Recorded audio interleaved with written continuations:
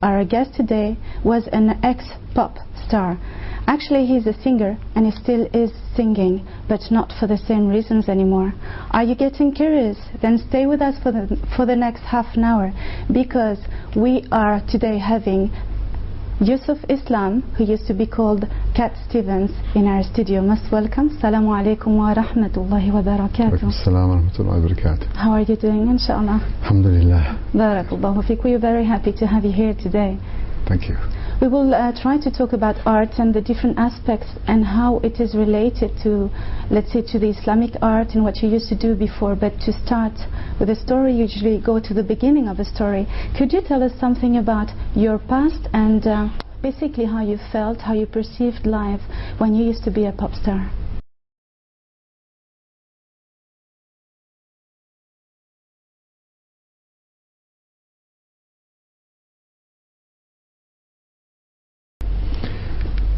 Of course, my story has been told many times in different ways, but the main issue is that my life has been, before Islam, was a search. So whether it was my personal life or whether it was my artistic life, yes, I was searching for peace. I was actually searching for big answers to life, and I was looking not just for external peace, but internal peace. Definitely. And so my songs, if people analyze my songs, you will find there are different types of songs.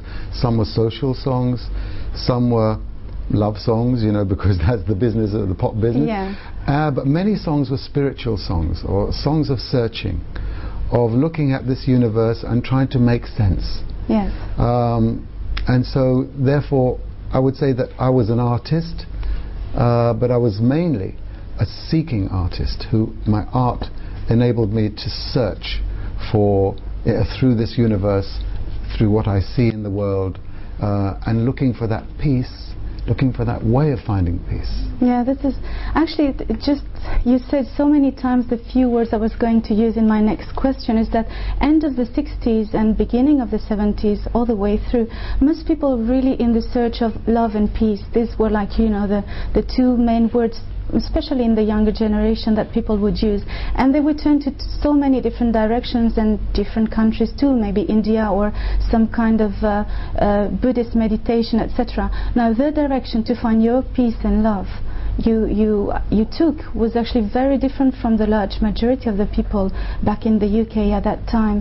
Could you just tell us a word about basically your first contact with the Muslim community and how it affected your art? Well, really, I didn't contact the Muslim community until after I discovered Islam. MashaAllah. That's a strange story. Yeah. How do you discover Islam without meeting Muslims? Well, I discovered Islam by reading the Quran.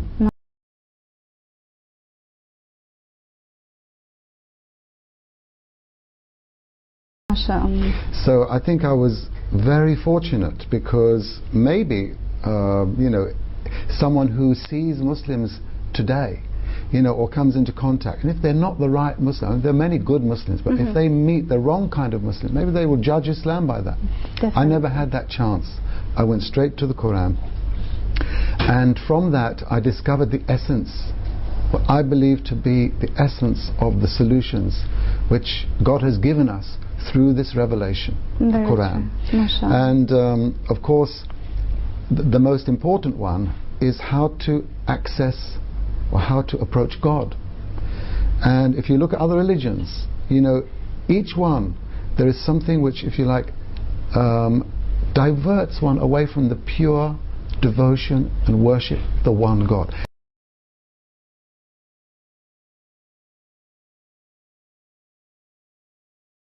And so Islam to me was the most perfect way to approach God without anybody or anything in between, or diversions, to have the right away from God himself. So that's what I discovered. After I was convinced that this is the right path, this is the only path, this is the straight path, then I became Muslim. How do you become Muslim? You can't do it alone. You have to go to the mosque. Definitely. I went to the mosque, and that's where I first became introduced to Muslim community. All right. And of course after that became a process of learning. Many things happened. I was learning, listening, and then I found out that there was more than one school of thought, for instance. Definitely. You know, there's not just one like list of rules. You know, there's Sharia has many branches.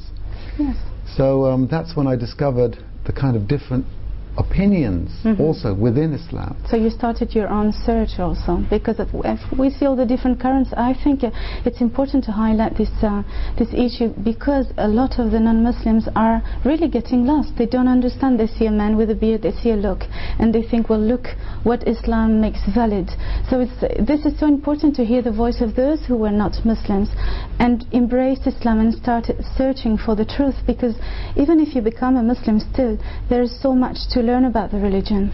That's true. I mean, at that point, of course, you're going to be tested. There's going to be lots of tests, and as you asked in your question, you know, how did it affect my art? Yes.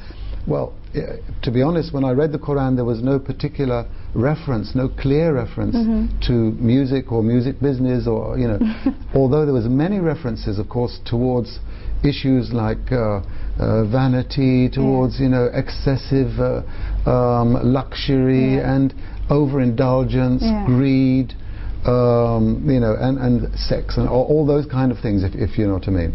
So there are guidelines regarding a way of life, but no specific reference to music. So then I found hadith and sayings of the Prophet, peace be upon him.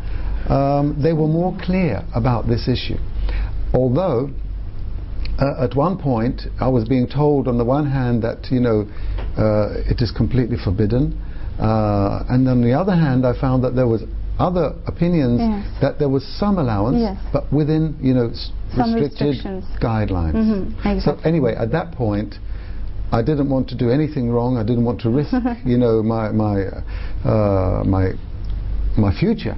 So I decided to leave everything until I had more knowledge, and that's what I did. So I sold my instruments, and at that point it was really a cut in relationship between myself and my past. I think that cut was a bit harsh, because now I'm hearing that many people, you know, could have maybe come a bit closer to Islam if I hadn't done it in such a harsh, you know, abrupt way. But that's something I learned. Because there are many paths you could have just gradually diminished a few issues that you wouldn't feel comfortable about, but still, you know, forward the beautiful message with the beautiful words, and just change the songs, and still be there for all those who loved you at that time.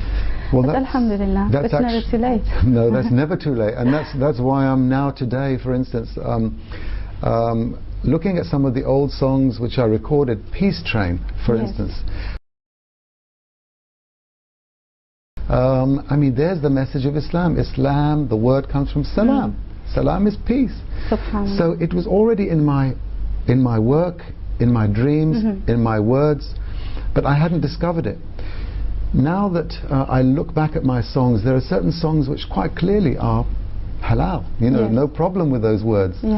So I've now come to the point where I'm trying to reconnect with those people in the West who really honestly need to know something better about Islam. They need a better approach, because they like those songs, and because they like, you know, beauty and aesthetics. They miss it. They miss it. So I'm now trying to get in contact with them through reproducing within Islamic guidelines good songs, good words and good rhythms, something they can be attracted to. And you do it very well, mashallah. Let's have a look at what I would say a comparison of the before and after with that very same song. That would be interesting. Yes, and it's far from being boring, actually.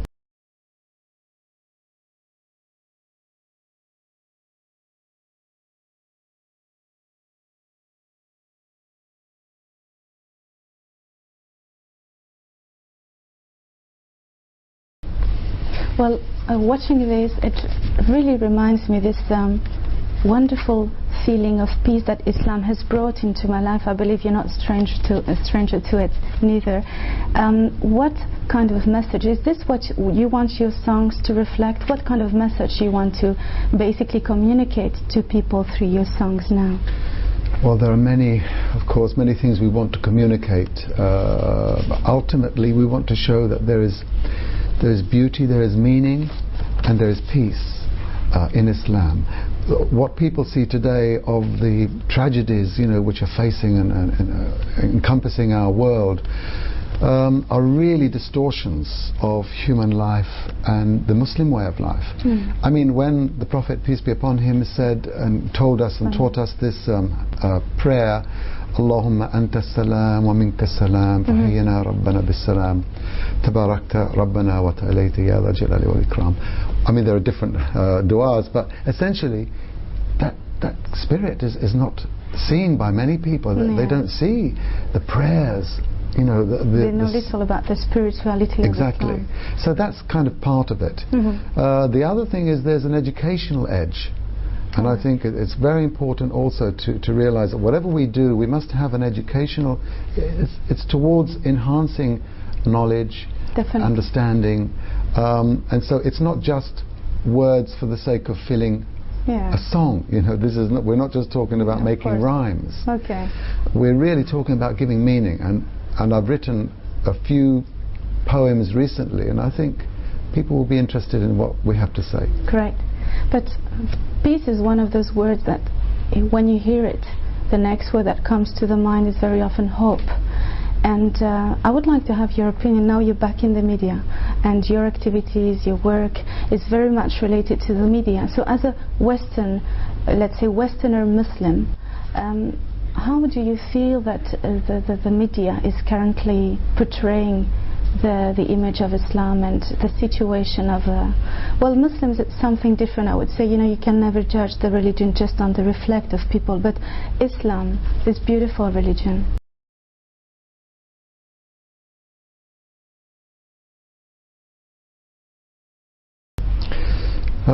We have a very big difficulty, of course, with the way in which the media has been, if you like, enclosed or has been grabbed by big business.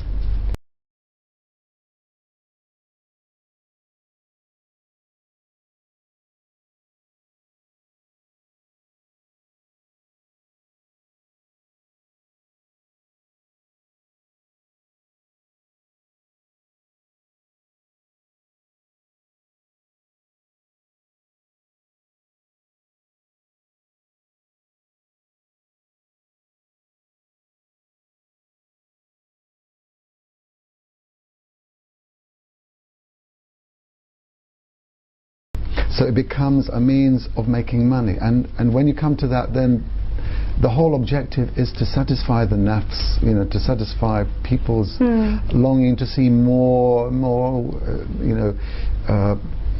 people undressing. I mean, that's what we see on television. The ego, what the ego wants to have, and feed more, and then go to those exaggerated extremes that are very unhealthy for the society. I mean, I just think that there is enough that we can offer, but we need to find a way of transmitting our way of life through the media and filtering, if you like, our artistic message through our belief in the divine and our belief in Islam. We don't sort of leave our Islam here and then we go into the media. We have to find a way of making it real from the Islamic point of view.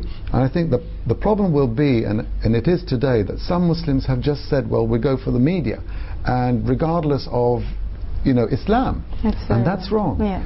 We should make sure that we blend and we filter whatever we do with our belief and as we believe in Islam. So that's the difficulty, but I don't think it can be that difficult if we try. I think the only thing is we are compelled to try. Yeah, definitely. People need really to start making those changes, and Islam is a way of life, and this is the only way we can forward the message to people, by portraying the best image we can to others, and especially to those non-Muslims. And I would like to ask you also regarding these values, and we're talking about the different ways of life from one society to another.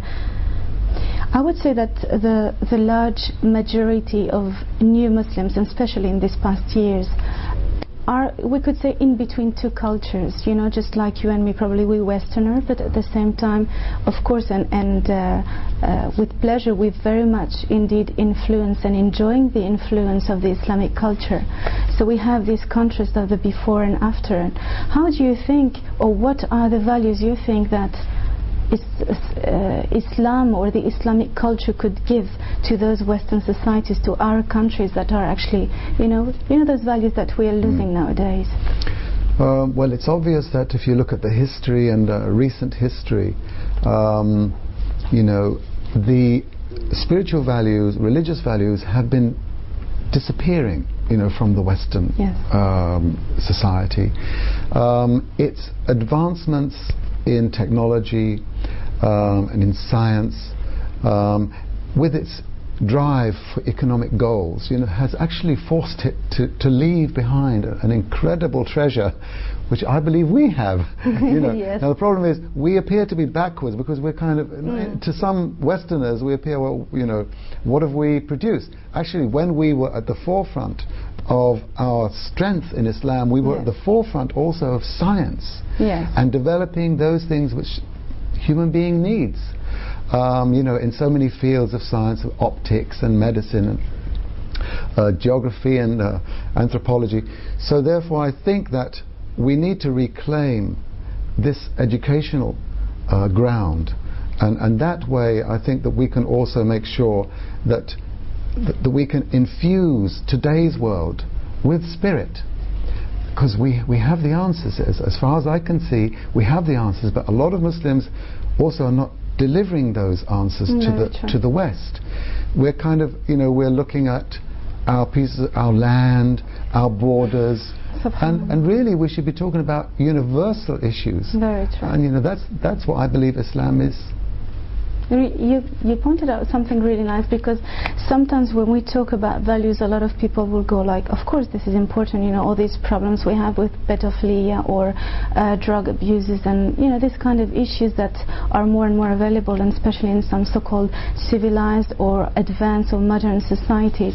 But this issue you just pointed out, I think needs to talk a little more about it. And definitely I remember when I was a teenage, or even later on in my studies, and for the large majority of the studies you can have in Europe or in Western societies, you would get very, very little information about the beautiful heritage we have from Muslims or from Arabs, generally talking.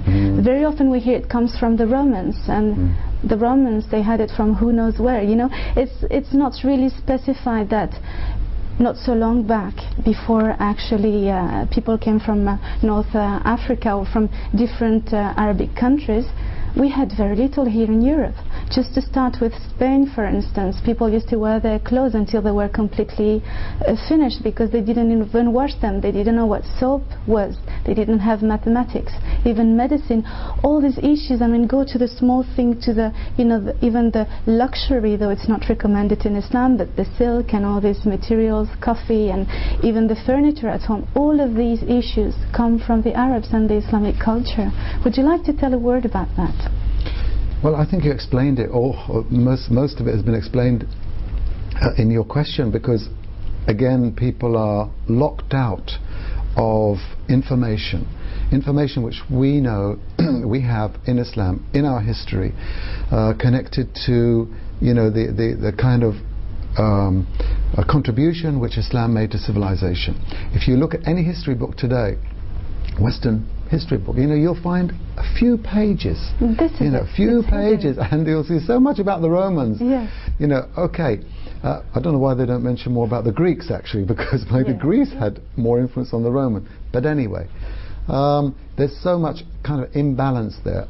That's where we come down again. It is not a matter of waiting for others to do this work. It's a matter of Muslims, you know, getting up and devoting themselves to this work. It's not, we can't point fingers and blame everybody because of our situation. No, definitely. We have to change, you know, our attitude and contribute. Definitely. That's how we did it in the past. That's how we've got to do it now. We're going to do it, inshallah.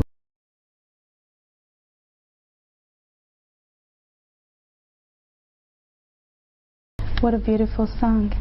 Could you tell us a word like as a conclusion, because we're getting to the end of the program, about your work and whatever you feel, you know, just you'd like to share with the viewers as a last word, basically? Yeah, what you've seen today is an effort which we've been working on to, let's say, to convey the message of Islam through our company or Mountain of Light. And we have a lot of, I think, a lot of talent which is going to come out very soon in the future. And I believe that if we can inspire the youth to regain their love of Islam and their adherence and their belief, I think that tomorrow, inshallah, will look better.